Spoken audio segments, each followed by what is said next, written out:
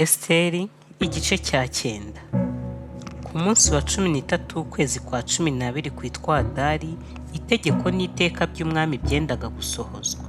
Niwo munsi abanzi b'Abayuda babwirwaga ko bagiye kubagiraho ububasha, ariko birahinduka Abayuda baba ari bo bagira ububasha ku banzi babo. Nuko Abayuda bateranira mu midugudu yabo no mu bihugu by'umwami Ahasuwerusi byose ngo bafate abashakaga kubagirira nabi. Nta muntu wabashaga kubabuza kuko amahanga yose yari yabatinye. Maze abatware b'ibihugu byose n'ibisonga by'umwami n'abatware b'intebe n'abakoraga imirimo y'umwami batabara Abayuda kuko Moridekayi yari yabateye ubwoba. Moridekayi uwo yari akomeye mu rugo rw'ibwami, yamamara mu bihugu byose kandi yajyaga arushaho gukomera. Nuko Abayuda bicisha abanzi babo inkota, barabatsemba babamaraho, bagira imbaraga, bagirira ababangaga uko bashatse. Ku murwa w'i Shushani Abayuda bahica abagabo 300 barabarimbura. Bica na Parishanidata na Darifoni na Sipata na Porata na Adariya na Aridata na Parimashita na Risayi na Aridayi na Vayizata, bene Hamani mwene Hamedata umwanzi w'Abayuda, uko ari 10 barabica, ariko ntibagira icyo banyaga. Uwo munsi umwami abwirwa umubare w'abiciwe mu murwa w'i Shushani. Nuko umwami abwira umwamikazi Esiteri ati Abayuda bishe abagabo 300 mu murwa w'i Shushani barabarimbura, bica na bene Hamani 10. Mbese none mu bindi bihugu by'umwami bakoze ibingana iki? Hari icyo usaba ukagihabwa? Hariho ikindi ushaka ngo gikorwe? Esiteri aramusubiza ati umwami nabishaka yemerera Abayuda bari i Shushani ejo bazabigenze nk'uko itegeko ry'uyu munsi rimeze, kandi bene Hamani uko ari 10 bamanikwe ku giti. Nuko umwami ategeka ko biba bityo, iteka ryamamara i Shushani, na bene Hamani uko ari 10 baramanikwa. Bukeye bwaho ku munsi wa 14 w'ukwezi kwa Adari, Abayuda bari i Shushani baraterana bahica abagabo 300, ariko ntibagira icyo banyaga.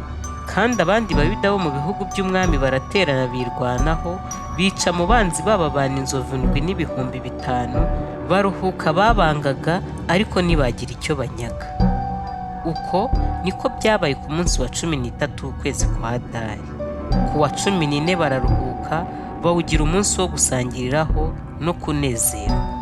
Ariko Abayuda b'i Shushani baraterana ku munsi wa 13 w'uko kwezi no ku wa 14, maze ku wa 15 wako bararuhuka, bawugira umunsi wo gusangiriraho no kunezerwa.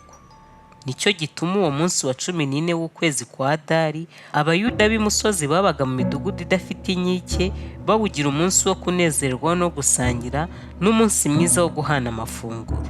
Hanyuma Moridekayi yandika ibyo, abyohereza Abayuda bo mu bihugu by'umwami Ahasuwerusi byose, abari hafi n'abakure, abategeka ko ku munsi wa 14 n'uwa 15 w'ukwezi kwa Adari bayigira iminsi mikuru k'umwaka utashye, kuko iyo minsi ari y'Abayuda baruhukiyemo abanzi babo, kandi kuko uko kwezi akaba ariko kwababereye k'umunezero mu cyimbo cy'umubabaro, hakabaho umunsi mwiza mu cyimbo cyo kwirabura. Kandi abategeka ko bayigira iminsi yo gusangiraho no kunezerwa, bagahana amafunguro, bagaha abakene Imana. Nuko Abayuda basezerana yuko bazajya babigenza nk'uko babitangiye, kandi nk'uko Moridekayi yabibandikiye, kuko Hamani mwene Hamedata umwagagi umwanzi w'Abayuda bose yari yagambiriye ko arimbura Abayuda, kandi yari yejeje inzuzi zitwa Puri ngo abarimbura abamareho. Ariko ijambo rigeze ku mwami, umwami atuma inzandiko zo gutegeka yuko ubugambanyi bwe yagambiriye Abayuda bumugaruka, kandi ngo ubwe n'abahungu be bamanikwe ku giti. Nicyo gituma iyo minsi bayita Purimu, bayitiriye Puri. Maze ku bw'amagambo yo muri urwo rwandiko yose n'ibyo babonye mu byabaye n'ibyababayeho, bituma Abayuda bategeka ko iyo minsi uko ari 2 ko bazajya bayigira iminsi mikuru k'umwaka utashye, mu gihe cyayo gitegetswe nk'uko byari byanditswe.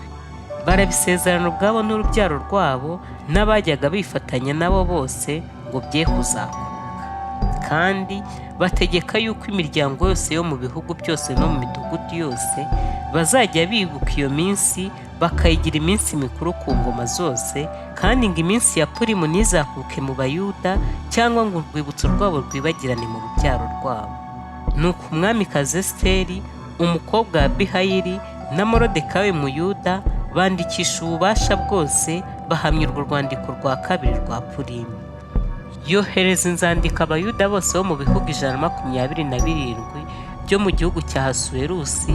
Izo nzandiko zavugaga iby'amahoro n'iby'ukuri kugira ngo ahamye iyo minsi mikuru ya Purimu mu bihe byategetswe uko Moridekayi Muyuda n'umwamikazi Esiteri babitegetse, bakabyisezeranira ubwabo n'urubyaro rwabo ibyo kwiyiriza ubusa no kuboroga kwabo.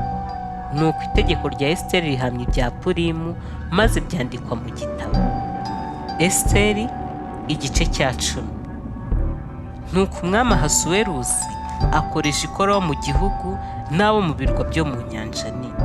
Ariko ibyo yakoreshaga ububasha bwe n'imbaraga ze byose ntibyerekana neza uko umwami yakuje Moridekayi akaba umuntu ukomeye. Mbese ntibyanditswe mu gitabo cy'ibyo ku ngoma z'abami b'Ubumedi n'Ubuperesi. Kuko uwo Muyuda Moridekayi yari uwa kabiri ku mwami Ahasuwerusi, kandi yari akomeye mu Bayuda, agashimwa na bene se uko bangana, agashakira ubwoko bwabo ibyiza, kandi akajya abwira urubyaro rw'amahoro.